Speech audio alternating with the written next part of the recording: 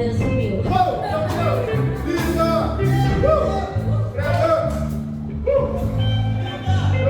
Hoje eu não vou cantar. Graça e paz, igreja. Eu faço essas coisas quando eu sacrifício. Eu faço essas coisas assim para ver se a pastora Raquel sabe. Fala assim, não vou nem chamar mais ela, sabe? Vou deixar ela no kids com as crianças. Mas não dá muito certo, né? Mas a gente brinca, mas é um privilégio estar podendo ter a oportunidade de falar do amor de Deus. Todas as vezes eu faço como profeta, temo e tremo, porque é uma grande responsabilidade, mas também um privilégio. Quando eu nasci, pouco tempo depois, eu tinha 1 ano e pouco, e eu tive, pra época, eu sei se sou jovem, mas a pneumonia, ela era ainda uma bactéria muito difícil para ser tratada. Os médicos disseram que meu pulmão estava todo tomado, e minha mãe não aceitava o evangelho, meu pai já caminhava, e um dia eles foram para casa, e a médica disse, se você tem fé, clama ao Senhor. E ela clamou e diz, Deus dos crentes, se você existe e curar minha filha, eu vou te servir. E aí, quando ela voltou no dia seguinte, minha cama estava vazia, e ela já se desesperou, e a enfermeira disse, não, ela recebeu alta. Meu pai, pentecostal que sempre foi, no hospital mesmo dobrou os joelhos, começou a dar brasas de júbilos, de vitória ao Senhor, glória a Deus. E passou, e aí foram me visitar em casa, as pessoas da igreja que meu pai frequentava na época, e eles sempre perguntavam à minha mãe se ela queria aceitar Jesus.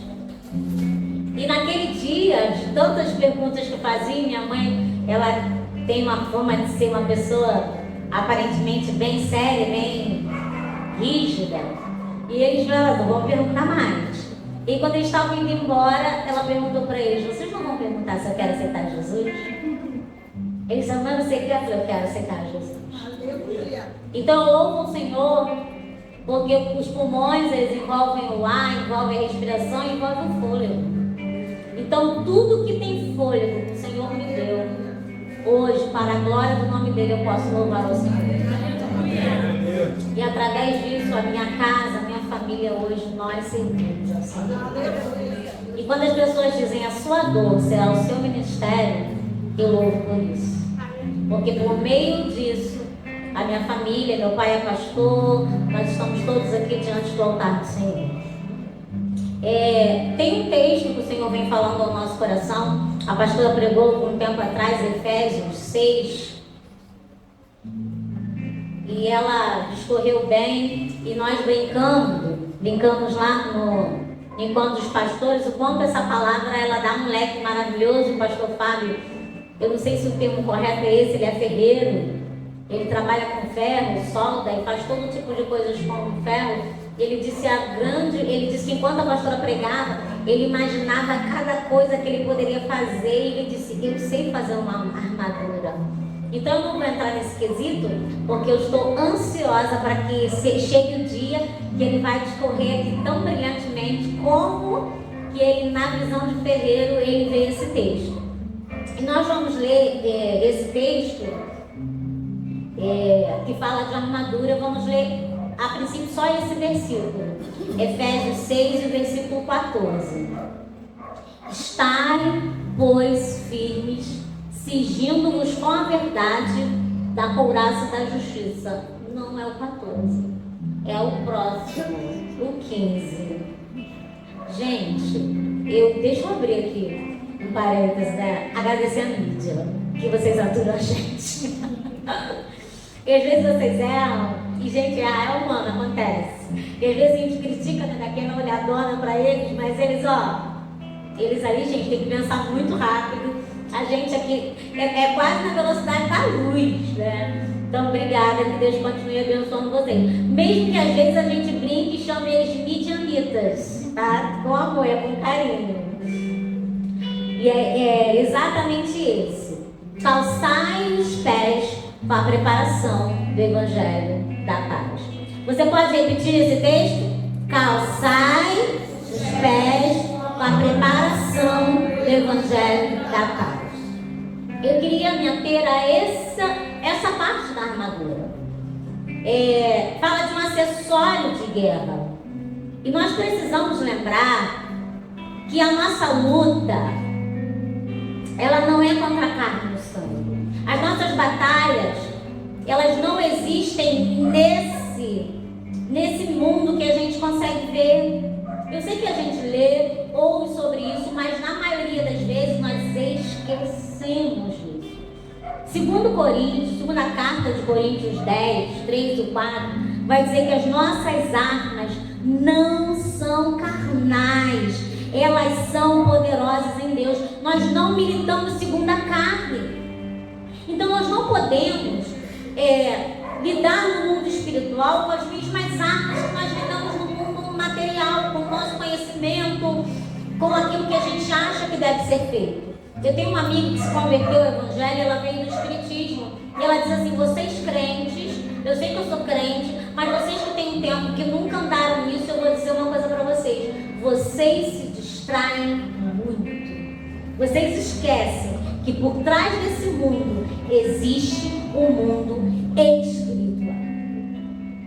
E essa armadura, ela quer chamar a atenção para o quanto nós precisamos estar firmes, o quanto nós precisamos estar preparados, o quanto nós precisamos estar adornados de forma completa, prontos para guerrear, prontos para a batalha. E essa armadura, ela é individual. Diga comigo, a armadura, ela é individual. Tem um texto muito conhecido na Bíblia, de Davi e Golias. Quando Davi se indigna, ele vai encontrar seus irmãos para ver como eles estão, levar mantimentos na guerra, e ele encontra com aquele gigante Golias desafiando o povo de Deus. E aquele menino, que não era um soldado valente de carteira assinada, não era conhecido pelos homens como soldado, ele se habilita, ele se alista no exército e diz: eu vou derrotar esse gigante, porque eu me vejo nessa condição com poder e autoridade para ir diante desse gigante. E Saul, que deveria ser quem deveria combater esse gigante, mas não estava mais com a unção, com a autoridade de Deus sobre a vida dele, ele usa da arma que ele tem material. Ele pega aquela armadura que foi fundida, que foi preparada, que foi toda fechada, blindada, para proteger um rei, e diz assim: Davi, mas tu não vai sem arma não, toma a minha armadura. E Davi até tenta, sabe? Ele tenta colocar a armadura de Saul, mas o que a gente sabe que acontece? Não cabe. Além de não caber em Davi, ele não consegue nem se mover. Porque quando você está, e quando você veste, e quando você olha, e quando você fica preocupado com a armadura que o Arthur usa, querendo se igualar a ele, jamais vai dar certo. Eu tive a oportunidade de dar aula para Arthur quando ele era menor, né? E também tive a oportunidade de vê-lo me passar, o que também não é muito difícil de passar. Vocês imaginam eu pegando a armadura de Arthur e vestindo em mim? Tá a coisa mais linda, né? Deve bater no joelho dele e vai bater nos meus pés. Todos nós temos uma armadura espiritual. Não queira igualar, não queira copiar, não queira invejar, não queira pegar para você a armadura espiritual do seu irmão. A armadura espiritual da Viviane é feita de acordo com a medida da fé dela e preparada para a batalha que é oferta. Que você e eu achamos que conhecemos, mas a Bíblia diz que o Senhor conhece a cada um segundo a medida da sua fé. E aí Davi, direcionado pelo Espírito Santo, ele tira aquela armadura que não lhe pertence. Qual é a parte da armadura? Que a armadura que você tem pego e colocado, que não era para você, que hoje o Senhor vai te convidar para retirar. Eu disse que não vou falar, esmiuçar as outras partes da armadura. Eu queria só que você olhasse agora para os seus pés. Eles estão escondidos, mas olha para os seus pés. Você hoje, na hora de sair, você tem que fazer uma escolha.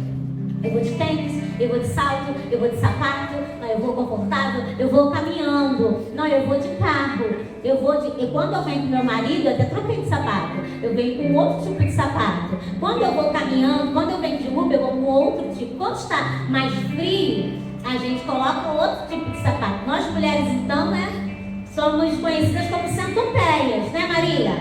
Maria tem várias sandálias, né, Maria? Azul, lilás, rosa, cor preferida, né, Maria? Maria é minha best, né, minha menina. Os homens, alguns, tá? Que tá mudando um pouco isso.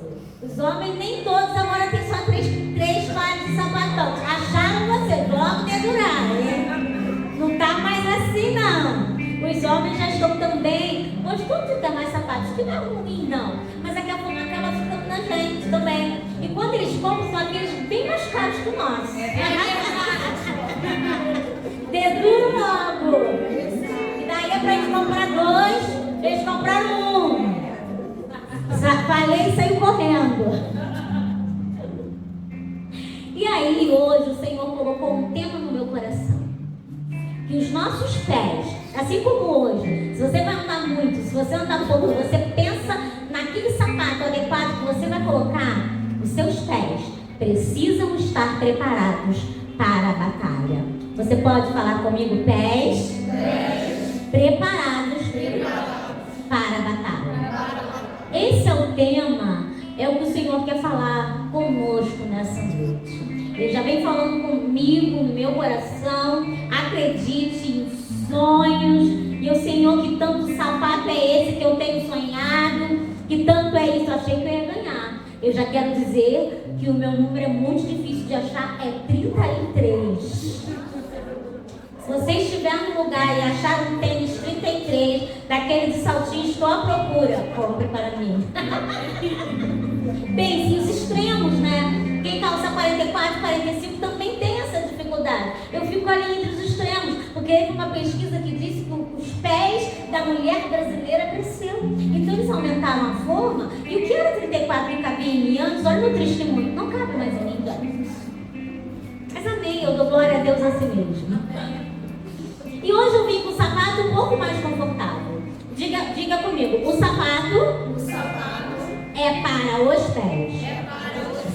Falando um pouco sobre sapato, quando a gente lê esse texto, a impressão que eu tenho de Efésios 6,14 é que ele é o menos escrito. Quando eu comecei a pesquisar e conversei com meu pai, converso com o outro, e a gente vai trocando as informações, você vê que como se passasse rápido. Você tem, falando mais do capacete, fala mais do escudo, fala do cinto, e o pé passa. Mas aquilo ficou tocando no meu coração. Como eu disse, o Senhor diz, palestrando no meu coração, já tem um tempo que eu estou meditando nessa palavra. E o Senhor trouxe algumas coisas para que nós pensássemos juntos. O sapato tem registros bem antigos. Os primeiros provavelmente foram confeccionados com pele de animais, couro. Em alguns museus espalhados pelo mundo, tem alguns exemplares. A principal função do sapato é para proteger os pés. A principal função dos sapatos é para proteger os pés. O fato é que ao longo do tempo, da história, os sapatos foram evoluindo e acompanhando as mudanças culturais e sociais. Hoje eu acho lindo uma noiva casada de tênis, as damas de tênis. É maravilhoso você colocar um vestido com tênis e uma saia. Mas, na minha época, gente, coisa horrível dizer, de adolescência, eu vou corrigir a frase. Na minha época de adolescência, se você colocasse um vestido e uma saia com tênis, você estava brega. Era brega, Você estava andando igual Jeca. Gente, jovens tem poucos, né? Era. Teve um ano, nós éramos muitos, sabe aquela família, éramos 6. E meu pai conseguiu comprar as roupas e faltou os sapatos. Minha mãe falou do sapato das crianças, falou do sapato das crianças. E um amigo falou assim, eu tenho um cartão, um amigo do meu pai. Só que a loja era só de tênis. O amigo do meu pai, todos vamos para Madureira, polo, né, comercial da época, animados, vai eu a mais velha, com meu pai, compramos nessa loja, só tem tênis, pai. Mas ele só tem esse cartão do tênis. Era um olímpico, gente. Era um tênis bonito, eu lembro da marca, assim, como foi marcante. E todo mundo ganhou o tênis. Samuel estava fazendo, era um menino, estava na moda. Porém, nós, meninas, queríamos nos esconder. Estava na moda aquele vestido bem rodado. Imagine, eu chegando na igreja, ano novo, aquele vestido bem rodado, eu me lembro até hoje, creme, cheio de florzinhas com aquele tênis branco. Os jovens da igreja ainda são os mesmos. Os adolescentes também. Só muda a época. Elane, que pão doce é esse? Porque antigamente as pessoas chamavam os tênis, sabe, de pão doce. Eu não vou dizer quem era, sabe? Mas vocês já devem ouvir saber quem é essa pessoa. Então vocês imaginam, pão doce, pão doce, pão doce, pão doce, pão doce. Tá de pão doce no pé, tá de pão doce no pé. Hoje isso é lindo. A moda mudou. Tanto que eu tenho algo comigo. Eu gosto de vestir e andar com aquilo com o qual eu me sinto bem. Depois que eu fui curada, sarada, que eu já não importo mais com alguns tipos de pessoas, se eu me sentir bem, eu coloco. Porque essa moda do tênis que hoje veio, amanhã pode ser que não que passe. Porque é comum hoje nós olharmos a foto e rirmos da roupa de antigamente, dos cabelos de antigamente. E pode ser que façam isso com as nossas fotos também antigamente. E aí eu vou dizer e falar, gente, e bom é fazer uma certa idade, depois dos 30, né? Vou dizer depois dos 30. Que a gente já não tem mais tantas preocupações com o que o outro vai dizer. Para os jovens isso é muito importante, mas para nós isso é maravilhoso. E o que mais me marca é quando eu fico em frente ao espelho e pergunto, Espírito Santo, essa roupa está de acordo? Estou continuando a ser templo do teu Espírito Santo? Hoje, o que me rege é isso. Eu trabalhando esses dias, entrei no carro, falei, eu preciso voltar. Ele falou, o que foi? Essa calça não está legal. Ele, mas está na hora. Eu falei, não, está. Não estou sendo o templo do Espírito Santo. Corri e voltei lá dentro. Ninguém me falou nada, o pastor não falou, mas eu sei que meu corpo é templo do Espírito Santo.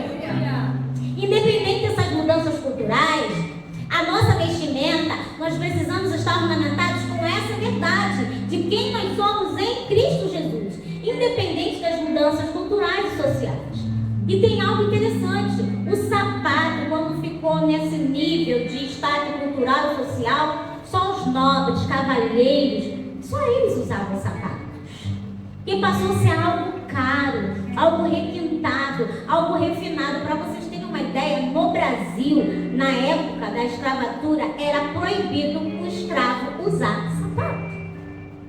Quando um escravo, ele alcançava a liberdade, a primeira coisa que ele fazia era comprar sapato. Porque o sapato dizia que ele não era mais escravo. Dava a ele a identidade de livre, dava a ele a identidade de que ele agora era liberto. Porém, a maioria dos escravos haviam passado a vida inteira na lavoura, a vida inteira na labuta, descalços. E sapato, ele tem que ser o quê? Confortável. Às vezes alguns sapatos novos, você tem até que andar com ele tempo, colocar água, aí tem aquelas dicasinhas da vovó, da titia, né? Põe para inchar alguma coisa dentro, no jornal, não sei o que, para ele ceder. E o sapato, por mais confortável que ele seja, depois de algumas horas, principalmente quem trabalha sabe disso, não há sapato confortável que te faça sentir bem maravilhosamente com os pés. Porque você está 8 horas, 12 horas já naquele sapato. E às vezes a primeira coisa que você quer é tinha de colocar um sapato que significava a realidade dele, a liberdade dele, a primeira coisa que ele fazia era pegar aquele sapato, depois de andar um tempo, depois que as pessoas sabiam, não se incomoda, né? Eu não sabia que isso era tão ruim. Aí o que ele fazia? Andava com o sapato pendurado no ombro, como se fosse um troféu. Eu sou livre. Olha, eu tenho um sapato aqui. Ou o sapato estava na mão dele. Tem um versículo que ele vai falar, versículo Gálatas 5:1. Põe aí esse Gálatas 5:1. Foi para a liberdade que fomos chamados. Permaneçam firmes na liberdade para a qual Cristo nos libertou e não se submetam novamente a um jugo de escravidão. O que adianta você ter um sapato e não saber como usá-lo? O que adianta você estar com um sapato e ele está apertado no seu pé? Imagine você pegando um sapato, Arthur, agora eu vou te usar sempre. E usando um sapato do Thiago, por exemplo, usando um sapato mais alto aqui, quem é que é o sapato? Assim, irmãos, que eu sou péssima de nome, vocês já sabem, né? Eu troco o nome, inclusive, do meu marido. Eu falo isso com as crianças, elas não acreditam, eu falo pra ele. Fala pra ele se eu não troco o nome dele. Esse irmão aqui mais alto, o marido é Clariana, as mulheres eu gravo. Léo, as mulheres eu gravo, as crianças eu gravo mais fácil. O Léo, imagine eu com o sapato do Léo. Coisa mais linda, né? Vai ser gostoso de lancha. E o escravo, a primeira coisa que ele queria era o sapato, porque é o símbolo da liberdade dele. Mas quando ele via que apertava, que ia dar trabalho, que ele ia ter que aprender a andar com aquilo, que ele ia ter que abrir mão da vida pregressa dele, ele tirava do pé e usava no lugar errado. Eu pergunto a você nessa noite, onde é que está o sapato que Deus te deu? Quando ele te tirou da escravidão e te deu o sapato e disse para você calçar esse sapato, que é esse sapato, que é o evangelho da paz que você vai levar comigo. Ele vai te preparar para você caminhar nesse caminho com essa armadura, porque não adianta estar com capacete, não adianta estar com a armadura, com o colete, com o cinto, se você não está calçado, porque o calçado te protege enquanto você caminha, porque no meio da batalha coisas quebram, tem espinhos, tem buracos, tem baratos, que os pés precisam estar protegidos. Um sapato aqui no seu ombro não te serve para nada. Um sapato na mão não serve para nada. Agora nas festas é comum, né? Tem aquela festa, todo mundo vai de gala, né? A gente vai com aquele salto maravilhoso e aí distribui, aquele momento abriu, agora liberamos a pista de dança. E aí liberam o sapato adequado, que é um chinelo. Que aí você pega, está mais à vontade, você vai poder curtir mais a festa, você vai poder ficar mais à vontade. E aí existem ambientes em que você pode estar com o chinelo. Existem ambientes em que você já não pode estar com o chinelo. Exemplo, doutora Viviane. Você pode estar diante de um juiz com um chinelo? O que acontece se você entrar diante de um juiz com um chinelo? Pode falar mais alto, por favor? Não entra no fórum do chinelo. Ela não entra no fórum do chinelo. Ela não vai nem conseguir representar aquela pessoa. E nós estamos aqui como embaixadores de Cristo. Precisamos estar preparados, precisamos estar prontos para legislar, para advogar, para levar o evangelho da paz. Precisamos estar prontos com nossos pés calçados, onde quer que estejamos. E não mais como escravos. Não mais com aquela mentalidade antiga, mas a mentalidade de filho, a mentalidade que eu sou filha, que eu sou princesa, então eu tenho que me vestir e me ornar como tal na armadura espiritual. Sim, é bom estar bonito por fora, mas como está a sua armadura por dentro? Como está o seu sapato espiritual? Ele está guardado? Ele está limpo? Ele está lustrado? Como está o seu sapato? Pé é a parte terminal inferior que sustenta a gente no chão. É Ele que sustenta o nosso corpo. É comum quando a gente está pesado, quando a gente caminha, quando a gente está um pouquinho acima do peso, quando a gente está com problema de saúde, o pé, gente, ele é um grande indicador de saúde. E eu convido a você a olhar para os seus pés. Tenha o hábito de olhar para os seus pés. Porque nós temos a dificuldade de não olhar para as extremidades. E é por isso que muita gente perde um dedo, é amputado. Porque pesquisas revelam que é uma parte do corpo que muitas vezes não se dá o devido valor. Toma banho, sai rápido, não enxuga como deveria, não trata como deveria, mas é uma das partes essenciais, porque é ela que te coloca de pé. É ela que faz você de pé para sentar, para caminhar, para andar, para levar o evangelho da paz. Parece bobo, mas o nosso corpo, ele tem o nosso, ele é alimentado, ele é suprido, ele é nutrido, e o coração, ele vai bombeando, distribuindo o sangue por todas as áreas do nosso corpo, mas ele é inteligente, nosso cérebro, ele foi feito para nos manter vivo. Então ele vai priorizar os grandes órgãos vitais, que na cabeça dele é aquilo que tem maior prioridade. Exemplo, se eu bebo bastante água, ele vai distribuir melhor pelo meu corpo. Se eu bebo pouca água, ele vai priorizar os órgãos vitais que não podem ficar sem água. Então o pé logo faz o quê? Resseca, o pé racha, o pé vem fungos, o pé vem isso, o pé vem aquilo. E você vai deixando passar. E um dia você olha e fala, como chegou nesse nível?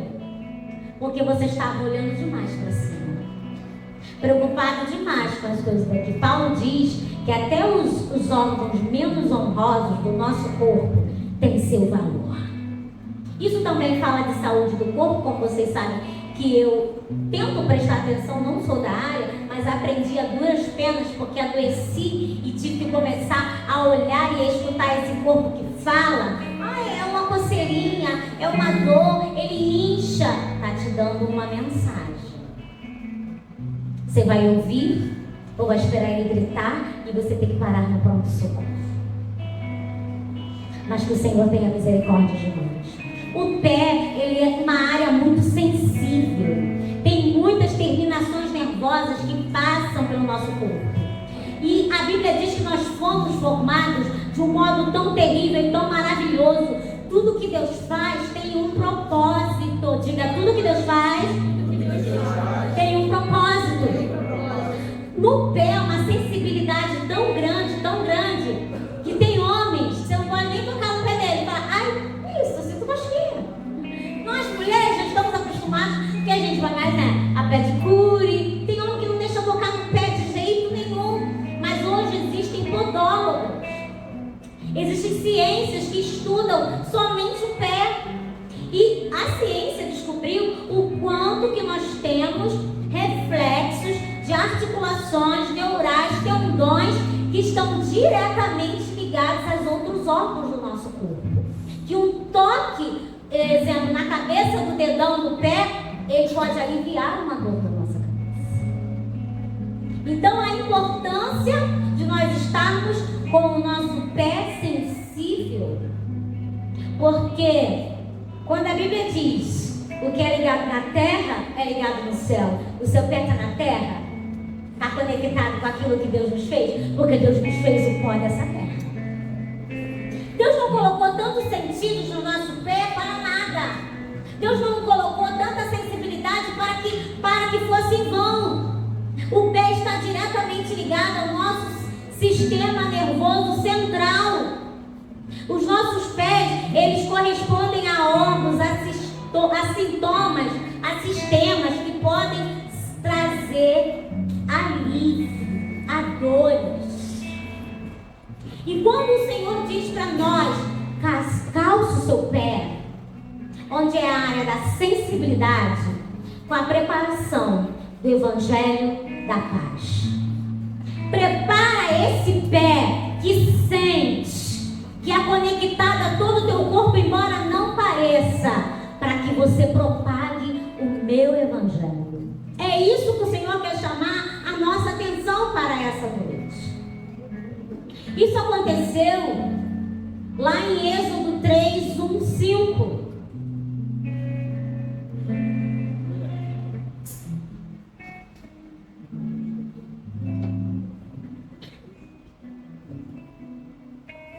Apacentava Moisés o rebanho de Jetro, seu sogro, sacerdote de Midian, e levando o rebanho para o lado ocidental do deserto, chegou ao monte de Deus, a Horebe. Leiam vocês.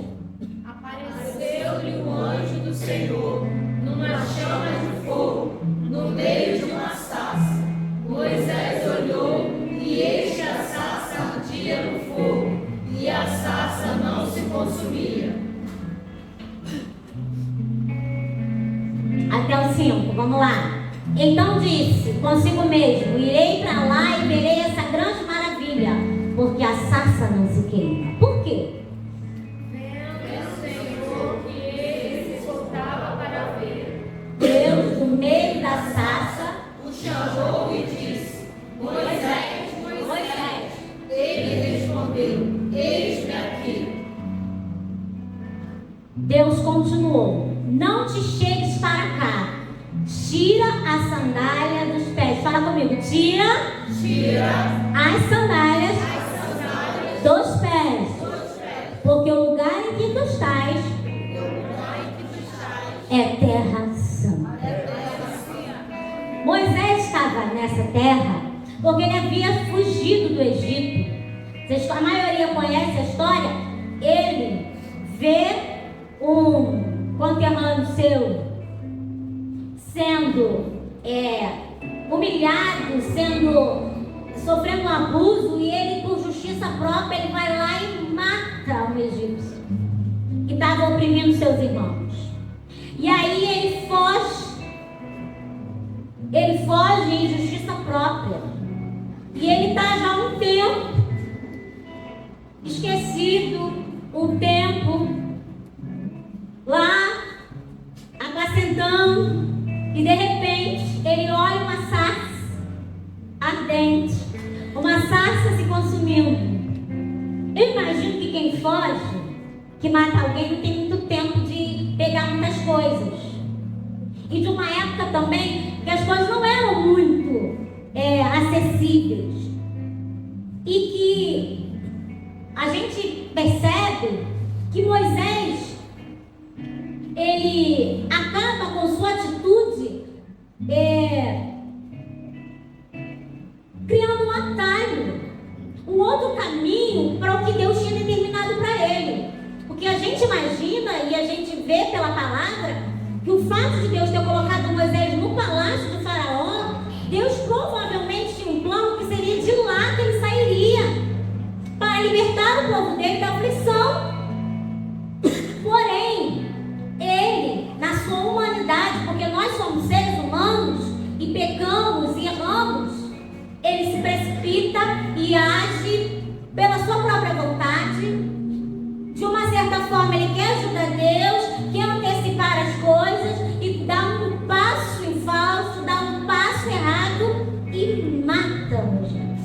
E ele foge. Imaginou que ele tenha fugido com o que ele tinha. E Deus deixa aquele tempo ali para ele esquecer, para ele tirar de tudo aquilo que ele havia, aqueles costumes do Egito. Muitas vezes Deus permite situações em nossas vidas para que nós esqueçamos aquilo que vivamos e entremos no novo propósito que Deus tem para a nossa vida. Só que esse caminho nem sempre é fácil, porque a gente sempre tem alguma coisa que a gente trouxe de lá do passado. E eu, como gosto de ler as Escrituras, imaginando, entrando no texto, imagino que aquelas sandálias poderiam estar com ele, eram egípcios. E Deus estava chamando ele agora para um novo tempo do sobrenatural, onde ele veria face a face a glória de Deus, onde ele seria o portador da voz de Deus, onde ele precisaria ouvir e conhecer a voz de Deus e não poderia ter nada da sua vida antiga que servisse como barreira, como empecilho. E talvez aquela sandália representasse isso, algo do Egito que ainda estava faltava na vida dele? Será que tem ainda alguma sandália do Egito, algum sapato lá do mundo? O Egito representa o mundo, o Egito representa o passado, que ainda você está mantendo e que Deus hoje está dizendo para mim, para você: tira. Tira essa sandália desse pé, para entrar nesse novo lugar que eu quero te levar, onde tem sarça ardente, mas não se consome, onde eu vou te mostrar a minha glória, onde eu vou falar contigo e vou te mostrar o caminho que eu tenho, essa batalha, essa peleja que eu vou te levar. A batalha, a guerra é grande, você vai lidar com o faraó, mas você vai dizer: eu sou me enviou. Mas para isso eu preciso abrir mão, tirar essa sandália, me humilhar, descer e dizer: eu abro mão disso, porque eu creio que Deus me dará coisas incomparáveis. Talvez você esteja preso a uma sandália e Deus quer te dar uma sapataria inteira, mas ela não vem, porque enquanto o velho não sai, o novo não entra. E ali Deus falou com Moisés, porque ele obedeceu, tirou as sandálias. Então hoje vamos tirar a sandália dos nossos pés, para que nós também ouçamos a voz de Deus. Deus estava naquele momento alistando Moisés para o seu exército. Eu e você precisamos nos alistar, estar todo dia disponível, dizendo: Deus, eu quero, eu sou, eu faço parte desse exército e eu preciso estar com a minha armadura adornada. Os meus pés precisam estar alinhados com aquilo que o Senhor quer para mim. Amém. Moisés se rende. Você vai calçado com a preparação do Evangelho da Paz. Diga: Moisés foi a Faraó calçado com a preparação do Evangelho da Paz. Evangelho é boas notícias. Evangelho fala de boas novas. E a base da pregação do Evangelho, ela precisa ter uma boa nova, ela precisa falar de uma novidade, ela precisa trazer algo novo.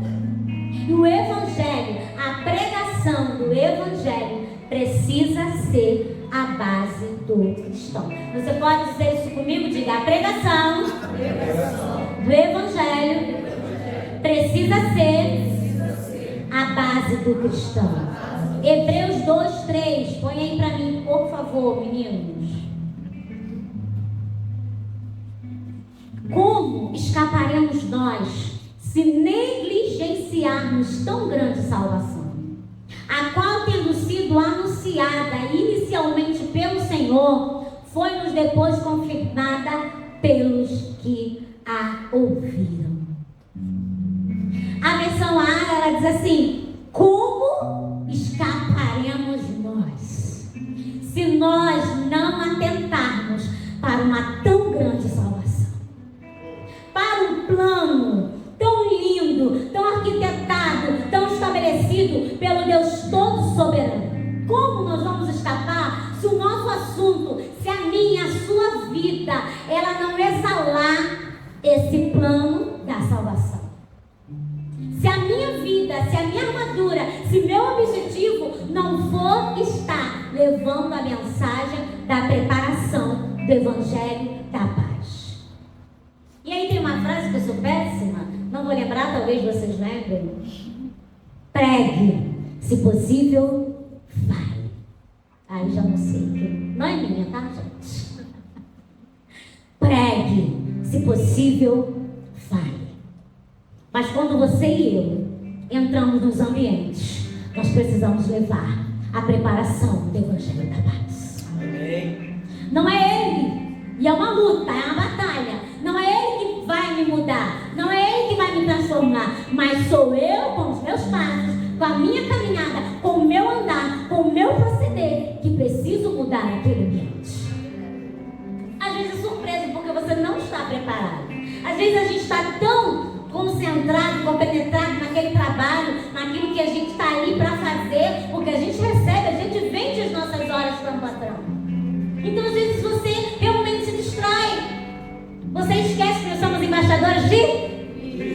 Nós somos embaixadores de Cristo. O embaixador, ele tem domínio total, ele tem carta branca para fazer ali o que ele quiser. Então, quando você entra no seu trabalho, na sua escola, na sua faculdade, você vai dizer: esse terreno onde eu coloco os meus pés agora, que eu estou trazendo o evangelho da paz, ele agora pertence ao Senhor. Não pertence mais à discórdia, não pertence mais à falcatrua, não pertence mais ao que não presta, porque aqui está alguém que carrega o Espírito Santo de Deus, que tem um objetivo: pregar o evangelho, trazer a notícia das boas novas de salvação. E às vezes acontece que eu estou lá na sala de aula, dando aula, e aquele momento a sala, um fuzuê, bate alguém na sala. Você pode fazer uma oração por mim? A última vez que aconteceu, minha primeira motivação foi assim: você pode vir outra hora? Você não está vendo que a turma está pegando fogo? Mas ela já começou a chorar e falou que era com o filho dela. E aí, gente, é aquela oração, quando Jesus diz assim: eu lhes dou poder. Quando ele estava indo para o céu, e ele diz: eu lhes dou poder, sabe? É aquela oração que não dá tempo de você fechar o olho, porque se eu fechasse o olho, um ia matar o outro ali, gente. Desculpa, sou filho de vocês, mas vocês conhecem essas crianças, né? E sobe na mesa, e aproveita que a pessoa se distraiu e a festa. Então, com o olho aberto mesmo, eu virei uma mão para ela, e meio de lado e meio de cá, e eu orei ao Senhor e declarei a bênção de Deus sobre a vida dela, para que houvesse paz, e disse para ela que naquela noite ela dormiu. E ela disse: eu dormi. Aleluia. Porque não é sobre mim, não é sobre você, é sobre quem está em mim, quem está em mim. Aleluia. Então nós temos essa, como não falar disso que nós sentimos aqui, dizendo: Deus que opera em mim, também pode operar em você. Ele é uma criança e dizer para ela: eu também fui alcançado enquanto eu era criança. Eu também fui para Jesus. Jesus, ele quer, ele ama as crianças e diz: deixai vir a mim as crianças e não as impeçais, porque delas é o reino de Deus. Então temos que pregar também as crianças. Não dá que a gente do Kids acaba falando das crianças, né? E eu louvo a Deus porque temos uma igreja que tem essa visão de que as crianças lá no Kids, seus filhos não estão brincando. Tem uma brincadeira, mas com objetivo, uma brincadeira intencional, com uma intencionalidade. É na linguagem deles, eles estão sendo forjados, eles estão sendo preparados para se alistarem nesse exército de Deus, para se vestirem com as armaduras celestiais. E vamos fazer isso com diligência, com cuidado, vamos nos preparar para isso, para pregar esse evangelho de Jesus Cristo, esse Deus maravilhoso. Isaías 66:1, ele diz assim, ó: a terra, ora, Isaías, desculpe, vamos lá para Isaías 66:1. Viu como eu disse que a gente diz que deixa eles? Isaías 66:1. Assim diz o Senhor: o céu é o meu trono, o céu é o meu trono, e a terra o estrado dos meus pés. Que casa me edificareis vós? E qual é o lugar do meu repouso? Eu meditando nessa palavra, eu falei: até o céu é o meu trono. Isso a gente já sabe. Que o céu é o trono onde Deus está assentado. Mas a terra é escabelo dos pés do nosso Deus. E aí vamos sentar, porque aí eu fui pesquisar, né? E é engraçado que às vezes vocês me vêem sentar e falam assim: essa postura é esquisita, estranha, sou mesmo. Eu digo que eu sou ruim. Mas eu também, todas as vezes eu pergunto: Senhor, por que eu? E não mais alta, mais bonita, mais agradável. Eu tenho algumas respostas que a gente nunca vai ser. Então eu digo: amém, Senhor, eis-me aqui. Então, na maioria dos lugares que eu sento, o meu pé não encosta no chão. Talvez vocês sofram porque a cadeira aperta vocês, porque comprime. No avião eu vejo muito reclamar, né? Nas cães, que a quem tem perna grande senta bem amassado, né, Léo? Senta amassado, senta comprimido. Nós ficamos assim, ó, balançando os pés. Até os 18 anos, eu tinha um grande problema com isso, sabe? Mas o Senhor, Ele curou a minha alma. E hoje eu entendo o espaço que eu ocupo, gente. Se eu fosse maior, eu ia fazer um estrago. Mas enfim, imagino Deus, como diz Isaías 66, e diz: o céu é o meu trono e a terra é estabelo. Estabelo é um banco pequeno de encosto dos pés, onde normalmente a realeza usava ou usa como descanso de pés, sabe?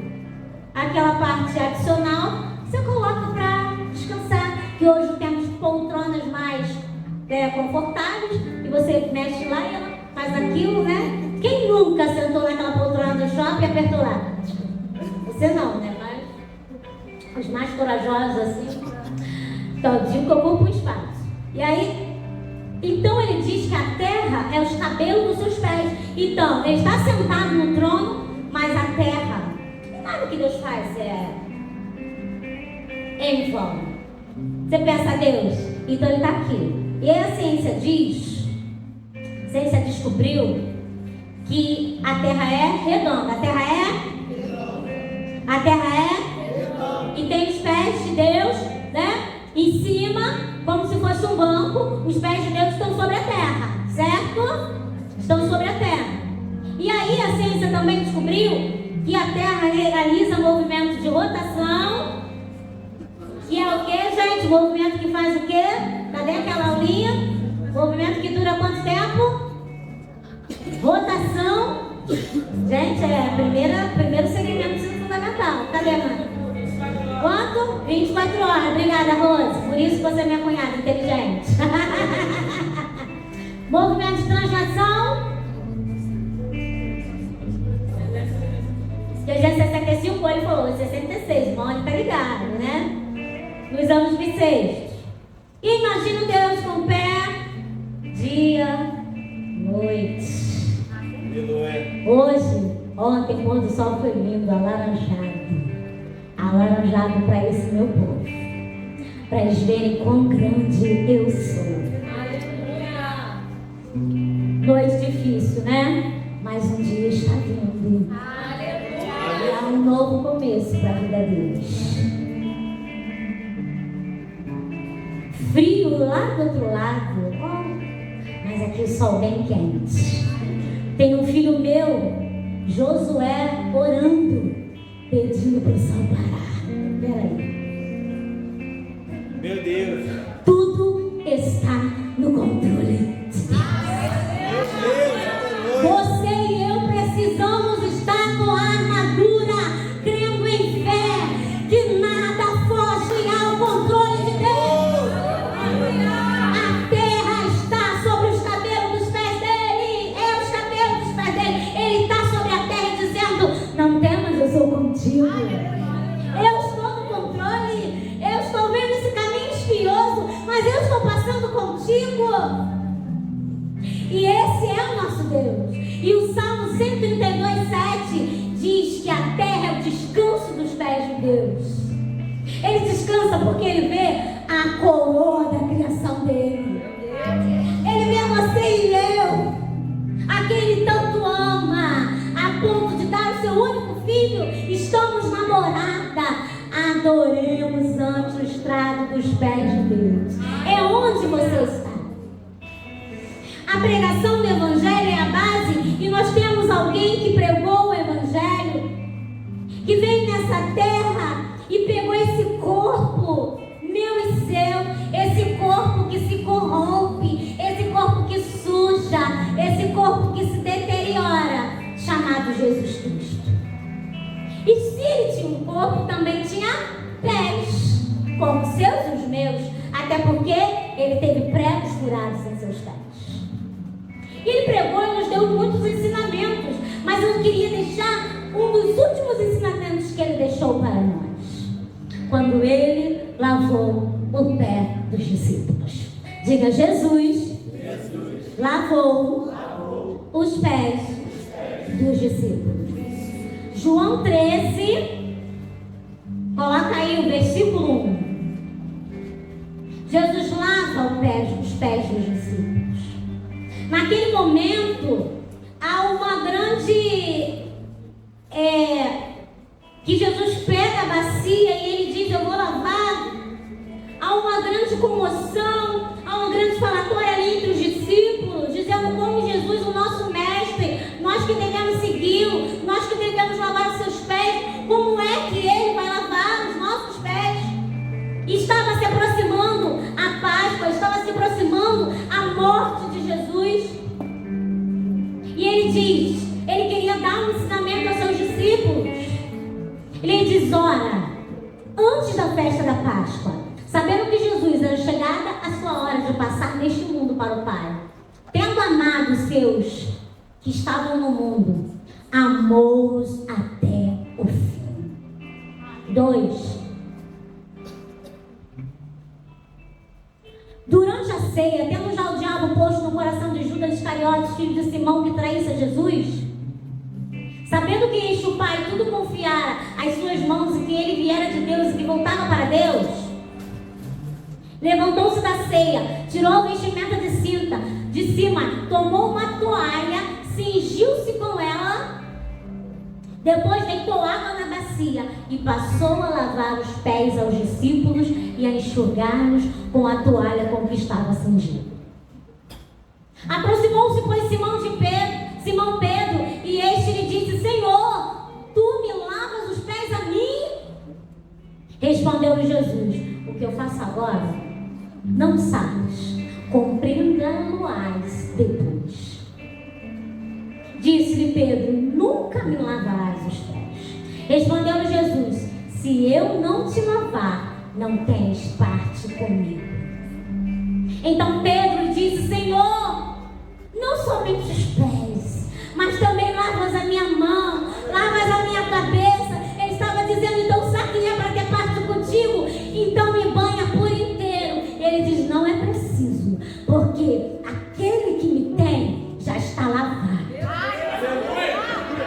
Ele diz que só Judas que não estava lavado nesses textos. Aquele que me tem já está lavado. Mas ele estava dizendo, tem essa parte, tem esse corpo que está sempre em contato com a matéria, está sempre em contato com a poeira, está sempre em contato com a terra, está sempre em contato com a sujeira. Eu vou dar uma lição para vocês. Esteja sempre lavando. Mas eu vou dizer além. O que eu estou fazendo, faça também com seu irmão. Sabe essa sensibilidade que você teve comigo de não deixar que eu lavasse o teu pé? Tenha também com o teu irmão. Lave também o pé do teu irmão. Por quê? Porque só lavava o pé aquele que era ou o anfitrião da casa, que queria honrar quem chegava, ou só lavava o pé aquele menor servo da casa, que seria eu no caso, né? Mas ele diz, não faça dessa forma, lave os pés uns dos outros em amor, em humildade, seja sensível às necessidades do seu irmão. Quando se caminha muito, teu pé tem bolhas, seu pé se suja de poeira, e era por isso, porque o judeu até hoje tem esse costume de não entrar com sapato em casa, o mesmo sapato que da rua, porque a gente sabe hoje em dia quantas bactérias, quantas coisas você traz da rua. Então ele tem esse cuidado de lavar os pés, de enxugar, para que entre em casa e traga somente coisas boas e se recupere da viagem. Lavar os pés, esse ato de lavar os pés, não é só para retirar a sujeira, é também para recuperar a força, revitalizar o pé do viajante. Você coloca de pé nessa hora. Quando Jesus lava o pé daqueles discípulos, ele estava dizendo, eu vou, mas estou deixando o ensinamento, mantenha seus pés limpos para estarem preparados para sair a qualquer momento. E Jesus lava e enxuga o pé. Tem vezes que a gente toma banho e sai tão rápido, não enxuga. E aí vem o quê? Aquelas doenças do pé que a gente sabe que dá mau cheiro, que dá odor, mas que tem que lavar de novo. Tem que lavar de novo, lavar de novo, lavar de novo. Mas no mundo espiritual, eu tenho que dizer, eu vou lavar o meu pé e não vou deixar resquício